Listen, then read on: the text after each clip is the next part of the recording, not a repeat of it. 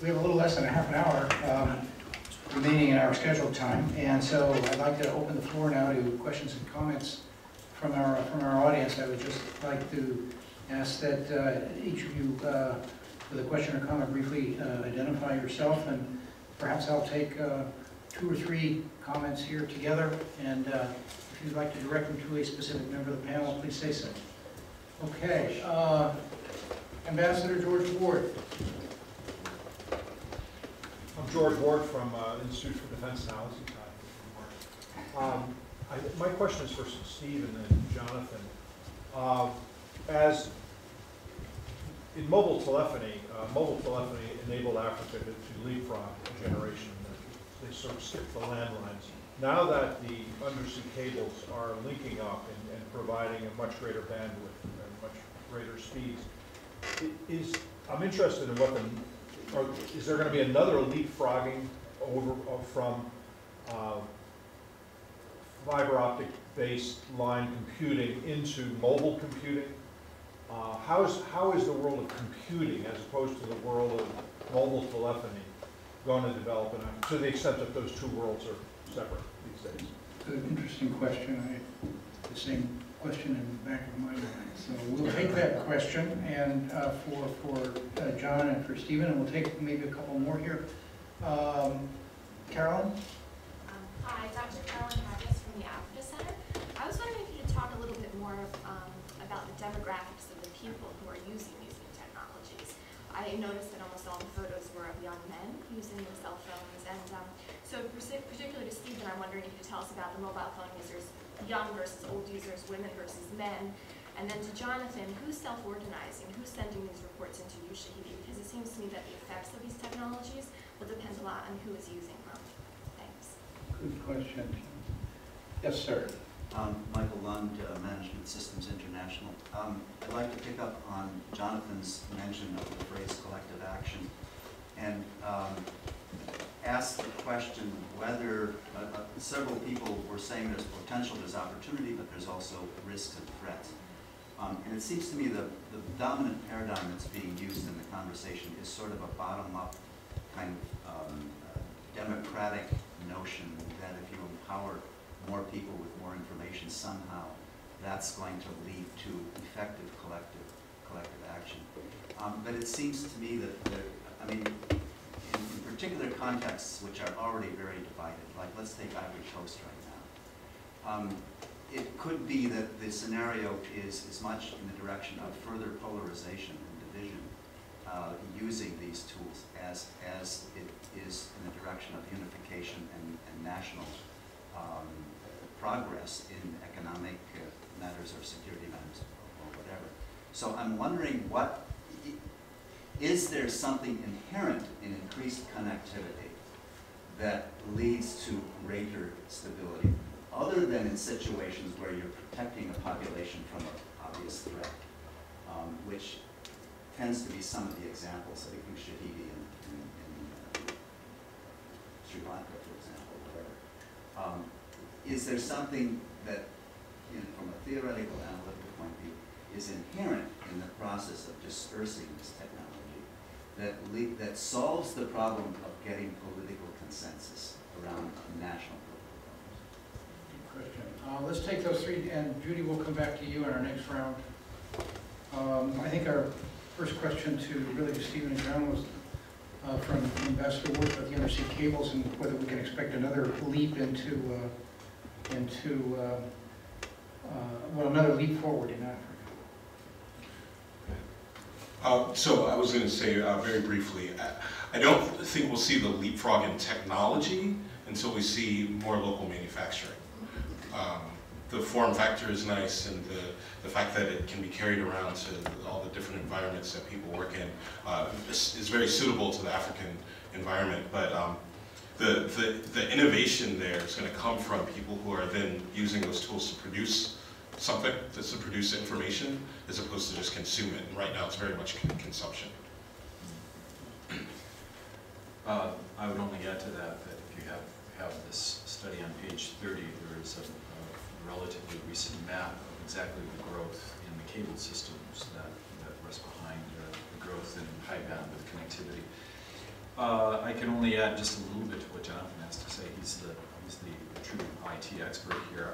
I think that what you will see, however, as we move from the Nokia very basic phones that you tend to see in Africa that have to do with sending and receiving text messages, to a growth in 3G and even possibly 4G telephony, especially in South Africa, is that it will start to become a place where different kinds of information are made available.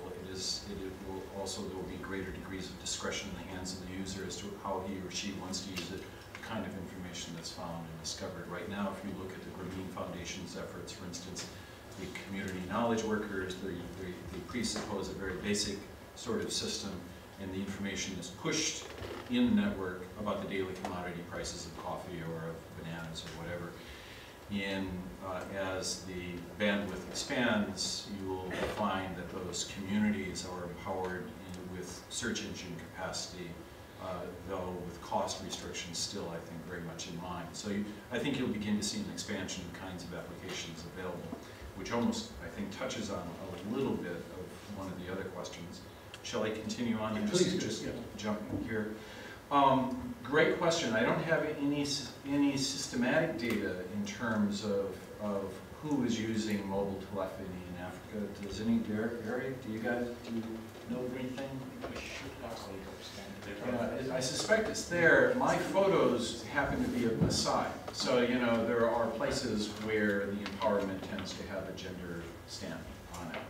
But in places like Uganda and Kenya, you know, you do see a much more equal, I think, distribution of the telephony capacities than you might find in other places.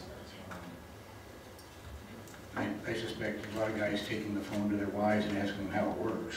Other places in the world, yeah. In other places in the world, of course, it's very much, I mean, one of the photos I pulled from my presentation I took in India, where the tea pickers around Darjeeling, around northern India, all women, all with cell phones, all in a village that didn't have electricity, but they had cell phones that were charged by solar panels. So, you know, different places have different distributions. Mr. Lund's question is very good. It was addressed to you, but actually I was the one voting collective action. Sorry, yeah, both of you, but yeah. I meant to say something. You know, this is it's a great question. I almost anticipate the question. It's basically, why should we have an optimistic perspective on the effects of technology? Why not anticipate the negative effects? Absolutely. Technology itself doesn't presuppose any particular outcome. I'm not a technological determinist. What we're saying in terms of technology, though, it opens up different collective action, transaction costs. It opens up the possibility of new things. How those things are employed depends on the motivations of the people employing them. You can do that. You can wheel that back and ask that same question of any technology. Airplanes can reunite families, or airplanes can deliver bombs. Those are the human motivations that utilize technology. My thinking, my best answer is that when you have what is basically an inevitable development, the technology and the new collective action costs are going to be there. People are going to be able to employ technology in the service of their motivations. What can policymakers do, realizing that that's the condition that they're operating in? That's the world they're operating in. What do you do as a policymaker to encourage positive motivations rather than negative motivations? Well, what you do is you design and you implement programs that take the population surge that Jonathan is pointing out, and rather than putting together a network platform for the service of an extortion racket or in the service of some other nefarious purpose, put it together for the service of healthcare, of economic development. Find ways of tapping into the motivational structures that produce positive benefits for the community, because if you just leave that ground untouched, sure, absolutely, you're going to find an accentuation of the negative application of that technological use. Did that make sense as an answer? I mean, if you're working in a condition that's going to be there, then you better find ways of leveraging that technology for positive purposes for the world, for the community, for the individual. Otherwise, you're going to leave it to the people who are going to use it for no good. So it does take some form of organization It to does. preempt those negatives. Or to learn to leverage and utilize. And some of those organizations are things like the World Bank, the Africa Center for Strategic Studies, Ushahidi certainly, Swift River, absolutely. And governments. Well, I mean, the Africa Center for Strategic Studies is government, right? So. Kind of, yeah. I do have a quick, I know we have a number of other questions, just a quick corollary to that, if I might. We've assumed that, that these technological advances will be used appropriately for good purposes and not for bad purposes. And I think there is an assumption out there, maybe a naive assumption too, that somehow the balance of power is shifting, and that we're putting more power into the hands of ordinary people. And we're giving them an ability to communicate and to network and to challenge and confront, authoritarian governments. But is that really the case? I mean, is it not possible for these authoritarian governments also to figure out how to block, how to thwart, how to turn this technology around? Should we assume that there's something irresistibly positive in that sense about this technological change? Well, so just to go back to something you said earlier, which was about polarization, and to give you a specific example, there is a recent series of deployments in Egypt of Ushahidi. Prior to the sort of 5. Yeah, there was 5. Prior to the mass tipping point that we all saw play out, so these 5 different deployments were from 5 different perspectives of all telling the same story. And I think that was really interesting for us in that, typically we see Ushahidi deployed in a very specific, by a group that tells us a very specific story about a crisis unfolding, this is what's going on, this is what's occurring. This was very much about the situation, the situational awareness of the public about what was sort of occurring before things sort of built up to where they built up to, but from many different perspectives. And I thought that was really interesting in that I can't say whether or not it was more polarizing or less polarizing, but what these individuals were able to see is that there's other people on the other side who feel just as strongly, who are passionately trying to motivate their community, and in some ways that's more humanizing. And I think that takes some of the steam out of the boat of sort of just assuming the other side is somehow completely different from you. So. A friend and colleague of mine, Philip Howard at the University of Washington, at Princeton for the following year, has, I think, the most sophisticated book out on that question, and it's called The Digital Origins of Dictatorship and Democracy.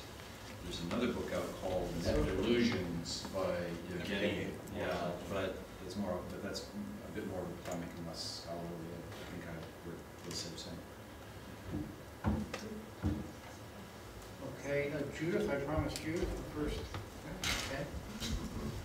Judy Asuni. I've worked for about 40 years living in Nigeria, working on peace-building activities, particularly in the last 20 years. And we've just finished an election in Nigeria that, even though it had some flaws, went actually much better than we had thought it was going to go. But more interesting trends. We have 35 million registered youth voters between the ages of 18 and 35. So we realized the necessity of using social media to try to mobilize these people. But even more interestingly, in early March, we had a meeting on two-way communication between the Independent Electoral Commission and its stakeholders. And at the end of that, INEC, which is now headed by a professor, a vice chancellor of a university, an old activist, actually asked for help on setting up Facebook, Twitter, and YouTube for the Independent Electoral Commission.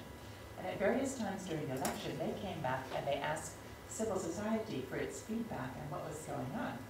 There was some interesting cases. For example, before the Senate election, in the early hours of the morning, long before the polls ever opened, one of the candidates was thumbprinting ballots in her house. And this got out on Twitter, and before you knew it, by the end of the day, this was all over the world, and that woman lost.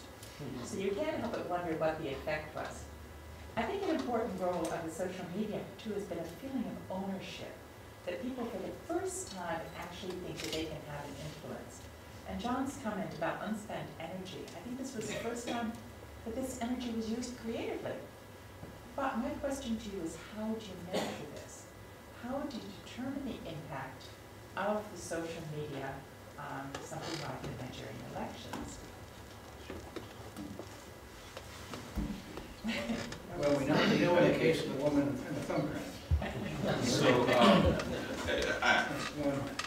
I think that's a very interesting sort of how do you quantify all this activity and the effect or the ineffect, as Evgeny would be looking at, of some of these situations, particularly in the Nigerian elections. I know that there was a group that was using our platform. There was a very similar scenario where there's 5 different deployments all telling the same story about the Nigerian elections. And this group there, actually a group out of MIT, just aggregated all this different social media activity and then recollected it in another Ushahidi deployment. So it's sort of like, we called it the Ushahidi inception. So it's like going from Ushahidi into more Ushahidi. And just to clarify, Ushahidi collects data from sources like Twitter and Facebook. And so it's not really that different in terms of content. But what was interesting about that was you had everything sort of collected in this one place, telling sort of more of a cohesive story. And there we found, we certainly found that that sense of ownership applied to the team on the ground in Nigeria. They were really excited about the elections, as opposed to prior cases where I think they would have been more fearful of the outcome. But I think this question of quantification, like what does this all mean? I think that's something we're all still trying to figure out. Yeah, it's counterfactual. How do you measure what doesn't happen? It's always a challenge. So, I'm sorry. Yeah. No, I was thinking if we stay within the political sphere, obviously it may be difficult, or it may take a while to be able to measure impact. But the impact is happening in so many other areas of life in these countries. I take 2 very simple examples. We, by simply working with citizen reporters to find out if budgetary allocations were actually implemented, we've been able to turn things around in a few countries, because the schools were not built, or the bridges were not built, or some activity that was supposed to have happened within the framework of the budget didn't happen. I mentioned the fact that I was in Rwanda recently. So I'm amazed at how women who spoke no English, no French, only spoke Kinyarwanda, had been, could use their mobile apps to bypass middlemen in selling their goods, taking their goods to the market.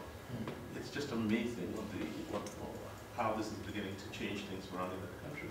So these mobile applications have innumerable potential. We have a couple of questions. Yes, sir. And we'll do 2 questions here. Is it me, sir? Yes. Okay. Thank you, Ambassador Bellamy. My question is directed towards Stephen, but any of the members of the panel. What is your name, sir?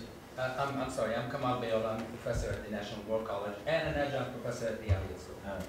I want to kindly ask you, Stephen, you in one of your pictures was fascinating to me. It's this issue of partnership or sort of joint venture between China and, I believe you said Congo. Congo. And I'm very much interested in sort of what other outsiders are competing essentially for the market in sub-Saharan Africa. Yeah. And what does that really imply in the long term as far as the issue of the elements of governance that you have talked about? I think about India, I think about Brazil, I think about Turkey. What are these outsiders doing in terms of this competition or even cooperation in trying to enhance the elements of governance, both in the short and the long term?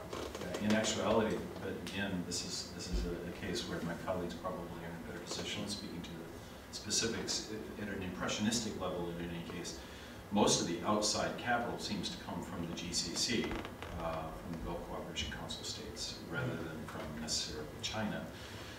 So there is that aspect to it. But I also like to call in mind, again, somebody that I invoked during my conversation is people like Mo Ibrahim, who is really, should be credited for recognizing, he's from the Sudan, for recognizing the potential found in the mobile telephony market in Africa and taking the meaningful steps. Now, the capital comes from places like the GCC, but the motivation, the entrepreneurial initiative, in large measure, the running of the companies is done more locally. So, but I think that even in this country, we have to look to external sources for so much of our capital investment. So that's not unusual. Would you add to it? Right. I mean, I don't know if you know about the BRICS. Yeah, obviously. I mean, these are the. If there's any single group that's beginning to have determining impact on trends in Africa, I think the BRICS, and within the BRICS, it's Brazil, Russia, India, China, and now South Africa. Within the BRICS group, I think China obviously is the one country that seems to have an agenda that is clearly defined, and they seem to know what they want out of Africa.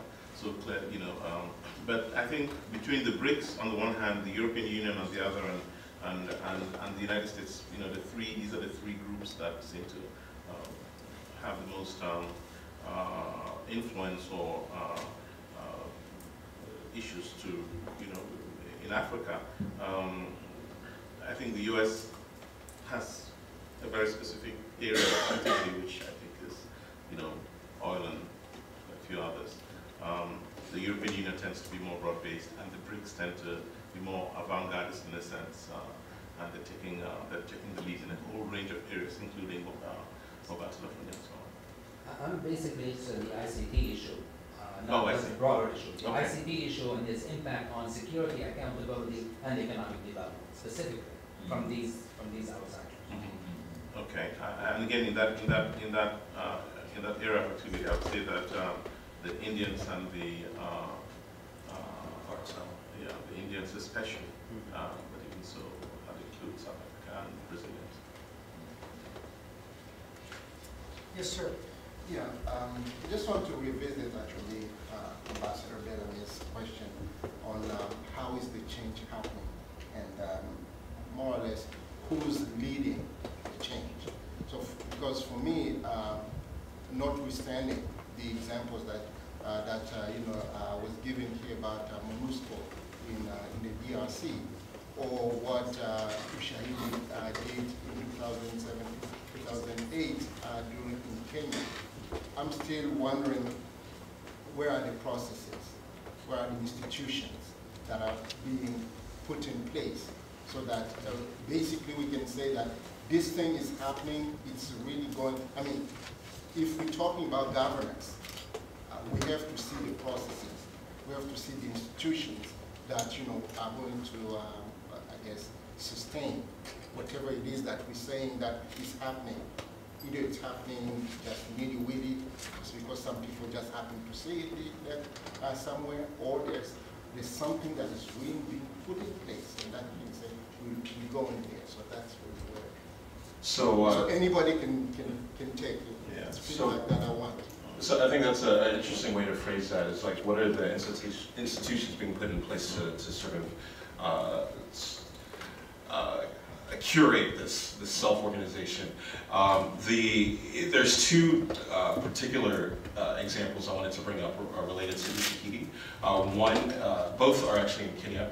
One is called Huduma, which, and then the other is called Uchaguzi. And both of these are sort of civil society projects in partnership with the state to create long-term campaigns to crowdsource information about government spending. So, what's the state of the roads in the area where you live? How can we collect that information on a regular basis from the public, and then how do we then follow up, and how do we inform the public that we're following up on their concerns? So not just infrastructure, but also schools, also hospitals, all these sort of state funded projects it's a way for them to collect information about how effective they're being and how the public feels about how effective they're being. So both of those projects are really interesting. And then also in Liberia, there's a very similar project that's been going on for about 2.5 years now, where it's not so much the state collecting around an Ushahidi deployment, but it's the many NGOs who are in country using this distributed, sort of federated version of Ushahidi to collect information about their funding and how they're being effective at spending, and also how they're being inefficient. So if they're doing projects in the same areas, maybe there's a way to leverage each other's work. So those are sort of, we're still a very young organization. We're about 3 years old. So I think that's actually a really good sign that we're starting to see some institutions sort of buy into the platform and the methodology of crowdsourcing. But I hear something more being asked here, and I think we need another meeting to really get at it. So I can only just sort of allude to it. I teach courses on the nature of governance, and historically, of course, for the last several centuries, the nature of governance was government. Government did governance. Then we're starting to get comfortable with the idea that international organizations and NGOs also participate in some places in governance, whether it be security, healthcare, etc. What Ushahidi represents, though, is a new creature altogether. Because the NGOs did governance. You could go and talk with somebody. They had an office. They had business cards, like you have business cards.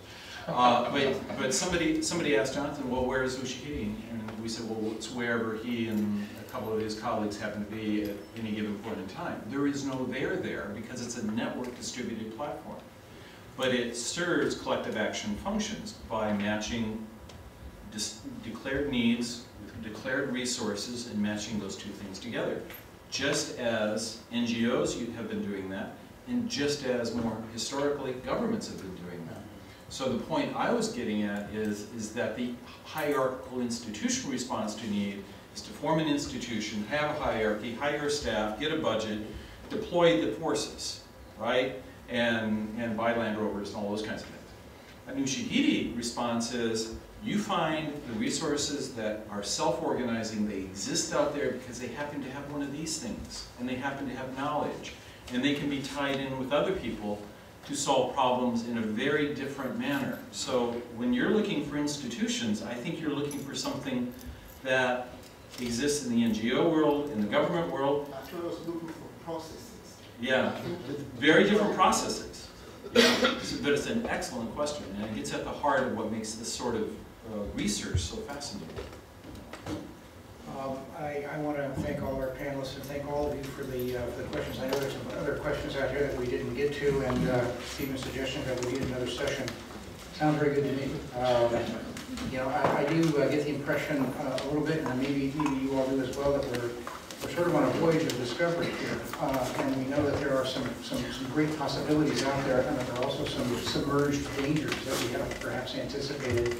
I think we've just really begun that conversation here well, certainly at the Africa Center. We've begun that conversation with Steve Livingston's book and with this session, and I look forward to continuing this, I hope, in the future. Stephen, John, Eric, thank you very much for being with us today, and thank you all for coming. And as I said, hopefully we'll find another occasion to get together.